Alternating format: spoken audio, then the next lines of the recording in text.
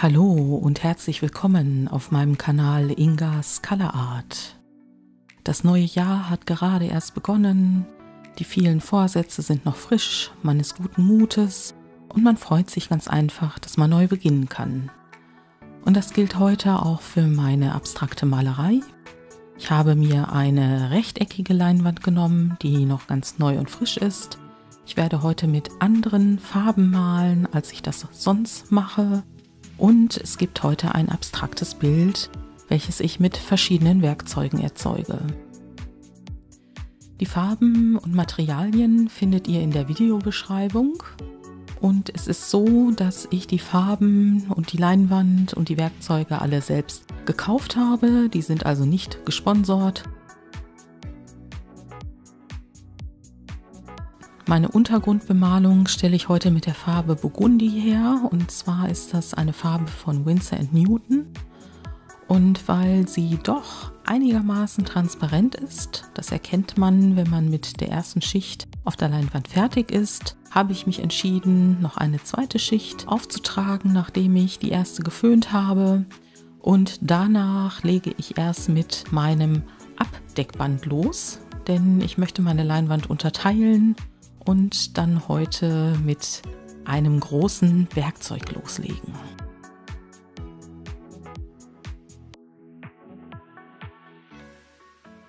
Nach meiner letzten Erfahrung mit dem Abdeckband drücke ich das heute besonders sorgfältig auf die Leinwand und klebe auch noch zusätzlich zwischen die beiden Streifen einen dritten Streifen, auf den ich dann gleich meine Farbe gebe.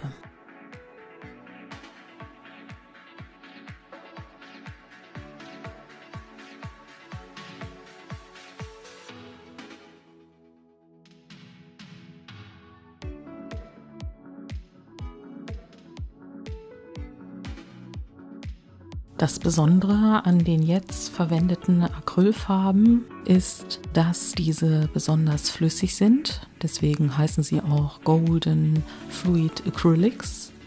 Und weiterhin haben sie einen besonderen Glanz, wenn sie auftrocknen. Und mit diesen Farben kann man ganz wunderbar etwas machen, was ich jetzt mit meinem Rakelwerkzeug mache. Ich ziehe die Farbe nämlich relativ dicht auf meinem Untergrund und dann entsteht eine Lasur, also im Grunde genommen eine sehr dünne Farbe, die die Unebenheiten der vorherigen Bemalungen durchlässt. Und weil ich das so schön finde, trage ich auch nochmal Farbe auf und gehe dann mit meinem großen Rakelwerkzeug noch ein zweites Mal darüber. Das heißt also, die Farbe wird an einigen Stellen nicht mehr so transluzent sein. Und damit das in jedem Fall auch erhalten bleibt, föhne ich hier jede einzelne Schicht. Was ich so ganz besonders mag, ist zum einen, dass da eine Textur entsteht. Jetzt nicht so stark wie bei meinen anderen Rakelbildern, aber es schimmern teilweise die unteren Schichten ganz besonders und ganz anders durch. Und mein heutiger Bildaufbau wird immer geprägt sein von Abdeckband und neuer aufgetragener Farbe, weil ich einfach zeigen möchte, dass man mit Acrylfarben auch noch ganz anders malen kann und dass daraus auch tolle Kunstwerke entstehen. Diese Farbe habe ich mir zu Weihnachten selbst geschenkt. Und zwar hatte ich bisher immer nur ein helles Gold von Golden Fluid Acrylics und mir war es ein bisschen zu hell, also ein bisschen zu gelblich, und ich habe einen dunkleren, satteren Ton vermisst. Diese Farbe lässt sich auch natürlich ganz transluzent auftragen, aber jetzt bei der ersten Schicht versuche ich es auch teilweise sehr transparent aufzutragen. Deswegen gehe ich mit meinem kleineren Rakelwerkzeug mehrfach über die Fläche. Damit kratze ich die goldene Farbe auch wieder ein Stück ab und schiebe sie auf der Leinwand ein bisschen hin und her und probiere auch mit dem kleinen Rakelwerkzeug verschiedene Kratzmethoden aus. Also ich stelle es mal steiler, mal halte ich es flacher, je nachdem, wie es gerade so ist. Und deswegen sieht man hier, wie ich es verschiedentlich anwende. Ich bin ganz ehrlich, ich mag es, wenn da diese Kratzer und Riefen in der Leinwand auftreten. Also natürlich nicht in der Leinwand selbst, aber in der Farbfläche. Und ich finde, das hat etwas ganz Besonderes und es spricht mich also sehr an. Ich weiß nicht, wie es euch geht. Ihr könnt es gerne mal in den Kommentaren hinterlassen, wie ihr das findet. Also ich bin davon sehr, sehr angetan und es ist mit Sicherheit nicht das letzte Mal, dass ich diese Technik bzw. diese Farben so verwende.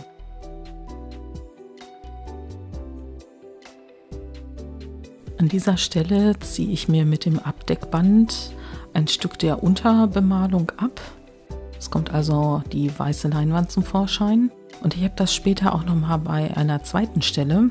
Da habe ich mir dann allerdings etwas überlegt und weder die eine noch die andere Stelle sieht man nachher. Also ich habe nicht zum Burgunderrot gegriffen und habe das nachgemalt, weil das wäre auf jeden Fall aufgefallen, sondern ich bin später ganz einfach mit einer anderen Farbe über diese Stellen gegangen.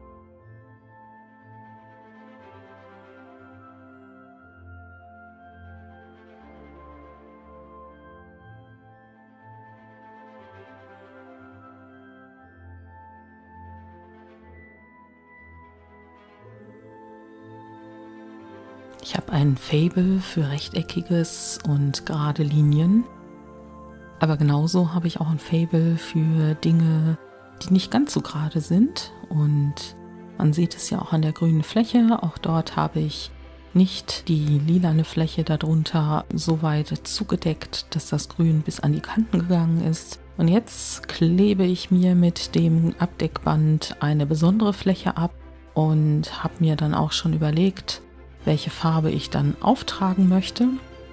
Dieses Bild ist im Grunde genommen schon mit gedeckteren Farben gemalt, als ihr es von der Rakeltechnik kennt, weil ich auch gerne einmal zeigen möchte, dass man mit anderen Farben auch andere Stimmungen erzeugen kann. Nicht, dass ihr sowas nicht wüsstet, das weiß ich. Und für diese Fläche habe ich jetzt auch nochmal zu einem anderen Werkzeug gegriffen. Ihr findet das in der Fliesenabteilung, im Baumarkt beispielsweise. Und an und für sich ist es etwas, womit ich die Fugenmasse über die Fliesen gebe. Aber warum dieses Tool nicht auch für Malarbeiten benutzen? Und das Schwarze ist eine sogenannte Gummilippe. Die ist mal mehr oder mal weniger starr. Und wie ihr seht, zumindest in der goldenen Fläche, die noch durchschimmert, kann man es ganz wunderbar sehen, kratzt mir diese Gummilippe auch wieder eine Textur in meine Farbschicht. Und ich mag das sehr, wie das so durchschimmert. Dann habe ich natürlich noch eine Idee. Ich bleibe so in dieser Farbrichtung und nehme mir dann ein Maisgelb, wenn man so will, und trage das als zweite Farbfläche auf der Violett-Oxid-Fläche auf.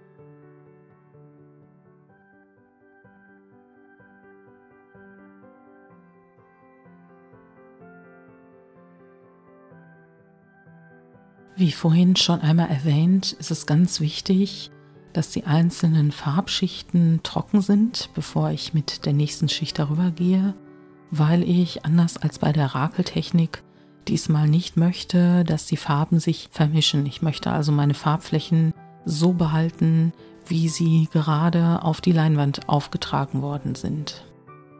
Hier ist jetzt die zweite Stelle, die auch etwas größer von der Untergrundbemalung und dem Abdeckband mitgenommen wird. Und da überlege ich mir gleich mit einer etwas opaken, also mit einer Farbe, die nicht transluzent ist, zu arbeiten, sodass ich in jedem Fall diese Stelle auch gut kaschieren kann.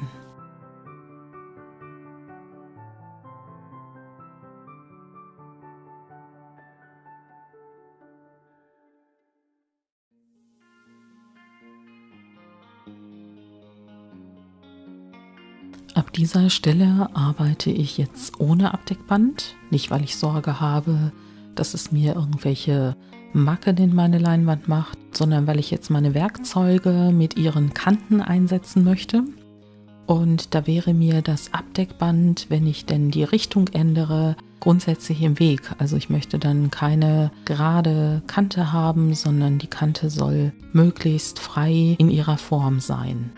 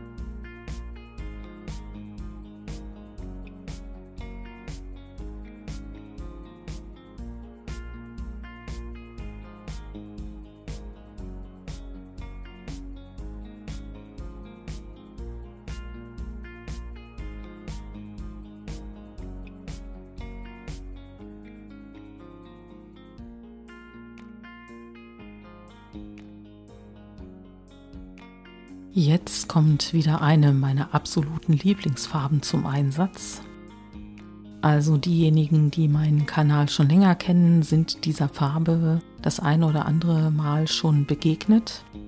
Sie gibt es auch von verschiedenen Herstellern und bei jedem Hersteller sieht sie anders aus. Wenn man nur den Namen hört, Payne's Grey, würde man ja im ersten Augenblick an ein Grau denken. Und bei den meisten Herstellern ist das auch so. Aber nicht bei Golden Fluid Acrylics. Wie ihr seht, entsteht auf einmal ein wunderbares Blau da heraus. Und ich liebe diese Farbe. Sie ist so unerwartet, so vielseitig einsetzbar. Und wie ihr seht, ist sie auch so ganz wunderbar transluzent, wenn ich sie denn ein bisschen abschabe.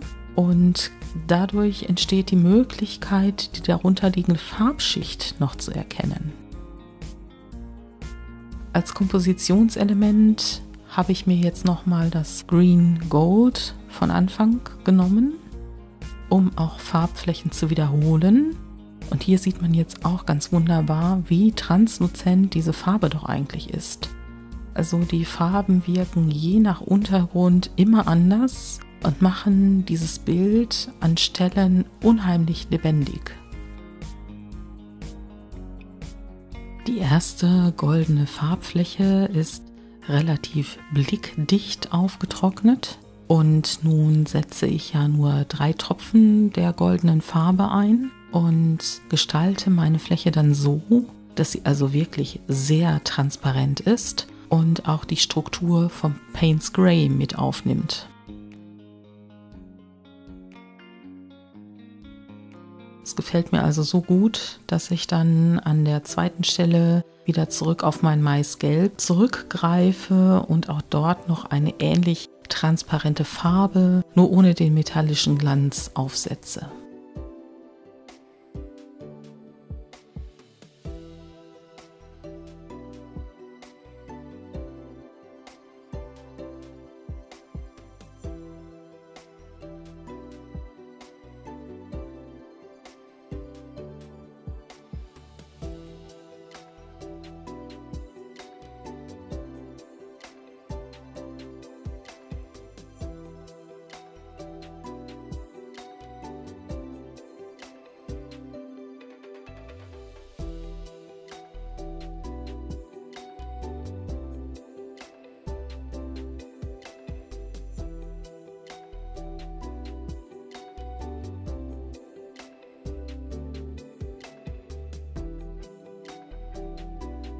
Mir gefallen die Farben, die ich für dieses rechteckige Bild ausgesucht habe, sehr gut, aber ich möchte gerne die Farbe, die ich als Untergrundbemalung habe, nochmal in den oberen Schichten betonen, und zwar als etwas leuchtenderen Ton.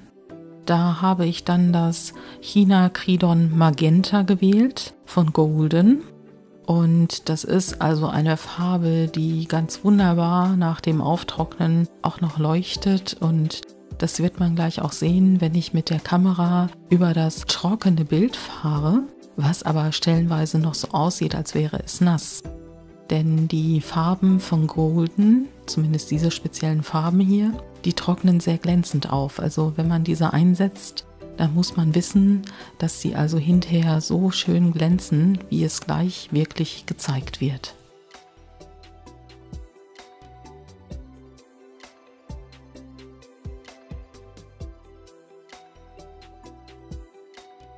Jetzt gehe ich mit der Kamera ganz dicht an das bereits getrocknete Bild, auch wenn die Lichter in meinem Atelier sich jetzt in den glänzenden Farben spiegeln, denke ich schon, dass man die einzelnen Strukturen, transluzenten Schichten, Farben und Kratzer der Werkzeuge richtig gut erkennen kann. Und vor allen Dingen, wie schön dieses Magenta auftrocknet. Ich bin also sehr begeistert. Ich mag das unheimlich gerne. Und ich finde es auch so schön, wie die einzelnen Farben auf unterschiedlichen Untergründen so richtig zum Leuchten kommen. Ich danke dir fürs Zusehen, ich danke dir fürs Zuhören und hab eine gute Zeit. Bis zum nächsten Mal.